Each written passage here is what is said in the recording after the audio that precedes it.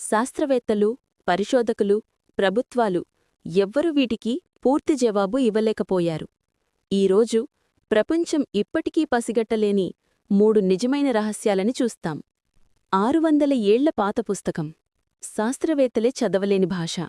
అదే వోయినిచ్ మాన్యుస్క్రిప్ట్. ఈ పుస్తకంలో 100 పేజీలు ఉన్నా ఒక్క లైన్ కూడా ఎవ్వరూ డీకోడ్ చేయలేకపోయారు. భాషలా ఉంటుంది, కాని భూమిపై ఎక్కడా వినిపించని లిపి. కొంతమంది ఇది కల్పిత భాష అంటారు, కొంతమంది సీక్రెట్ కోడ్ అంటారు, ఇంకొందరు ఇది ఒక కోల్పోయిన నాగరికత రికార్డ్ అని భావిస్తున్నారు. పుస్తకంలో కనిపించే మొక్కలు భూమిపై ఎక్కడా కనిపించవు. ఖగోళశాస్త్రంలో లేని స్టార్ మ్యాప్స్, మనిషికి అర్థంకాని శరీరశాస్త్ర డయాగ్రామ్లు. పుస్తక రచయిత ఎవరో, ఎందుకు రాశారో ఇప్పటికీ రహస్యం. CIA, MI5 లాంటి గుప్తచార సంస్థలు కూడా ఈ పుస్తకం కోడ్ బ్రేక్ చేయడానికి ప్రయత్నించాయి. కాని ప్రతి ప్రయత్నం విఫలం. అనేక భాషలతో పోల్చినా ఏ భాష సరిపోలలేదు. శాస్త్రవేత్తల మాటల్లో ఈ పుస్తకం మానవ చరిత్రలోనే అత్యంత పెద్ద భాషారహస్యాలలో ఒకటి. 1959 ఆగస్టు 15 ఒక 72 సెకండ్ల సిగ్నల్ ప్రపంచాన్ని షాక్కి గురిచేసింది.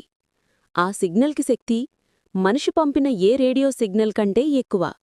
Cryptic code 6EQJ5. అది ఏ గ్రహం నుంచి కాదు, ఏ ఉపగ్రహం నుంచి కాదు, మన గెలాక్సీలోని ఖాళీ ప్రాంతం నుంచి వచ్చింది. ఫలితాలు చూసిన శాస్త్రవేత్త జెర్రీ ఎహ్మాన్ పేపర్ పక్కనే ఒక పదం రాశాడు, వావ్ అని. అప్పటినుంచి ఈ సిగ్నల్ పేరు వావ్ సిగ్నల్.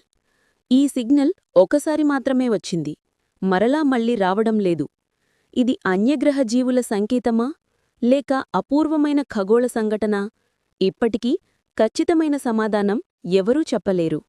1959 9 మంది అనుభవజ్ఞులైన హైకర్లు యూరల్ పర్వతాల్లో యాత్ర ప్రారంభించారు. కాని వారు తిరిగి రాలేదు. అంత శక్తివంతమైన ఏదో కారణంతో వారు టెంట్ను లోపలనుంచే చించిపారిపోయారు. కొంతమంది మంచులో మైళ్ల దూరంలో కనబడ్డారు. కొంతమందికి ఎలాంటి బయటగాయాలు లేకపోయినా లోపల ఎముకలు, ఛాతీ ఎముకలు విరిగిపోయాయి. వారి శరీరాలలో ఉన్న రేడియేషన్ ఇంకా పెద్ద ప్రశ్న. కొంతమంది బట్టలు కూడా కనిపించకపోవడం మరో విచిత్రం. ఇవన్నీ సహజ ప్రమాదమని చెప్పే ఆధారాలు లేవు. దీనికి అనేక సిద్ధాంతాలు ఉన్నాయి. మంచు విరిసిన ప్రమాదం, రహస్య సైనిక పరీక్ష, వింత సౌండ్ వేవ్స్, లేదా ఏదో తెలియని శక్తి. ప్రపంచం చాలా నేర్చుకుంది, కాని ఈ 3 రహస్యాలు మాత్రం ఇప్పటికీ అర్థం కాని.